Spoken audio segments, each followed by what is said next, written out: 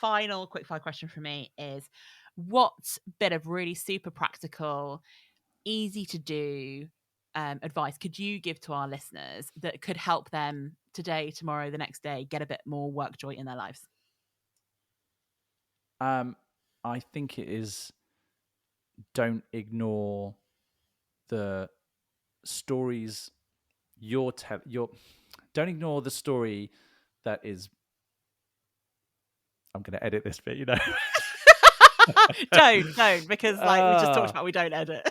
no. It's what I'm trying to say is, don't ignore the stories around you and within you.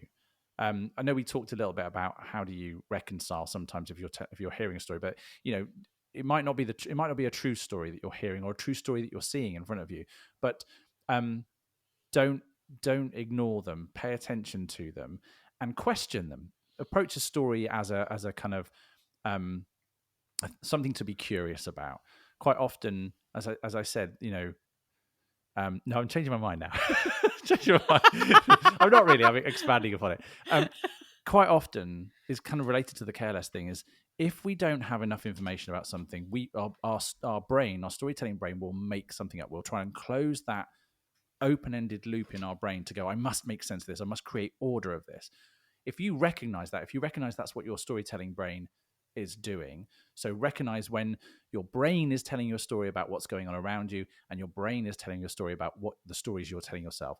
That is incredibly powerful, because otherwise you can slip into the gloom by making rubbish up and telling a Yeah. disaster story when actually there's no story to tell at all, because no one's really thinking about the situation you're in. You're probably just placing a lot of it on there yourself. That was a very rambly way of saying something quite simple. I think it is actually a really simple thing. I think it's really hard to do.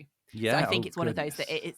it is simple yet difficult. So it's just really learning to recognize that within yourself and to stop and challenge and think about it.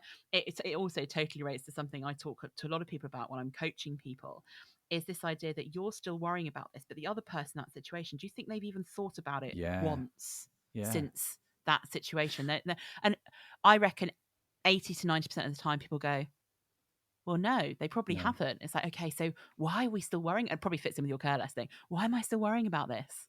I think as Why is well, it still there? I agree with that completely. And I think the thing for me is that knowing how your brain works with story and understanding the brain's relationship to stories and storytelling as techniques and methods within our brain can help us do that. Because as soon as we Yeah. recognize that, oh, this thing in my brain is an incredibly powerful storyteller, it's making all this stuff up.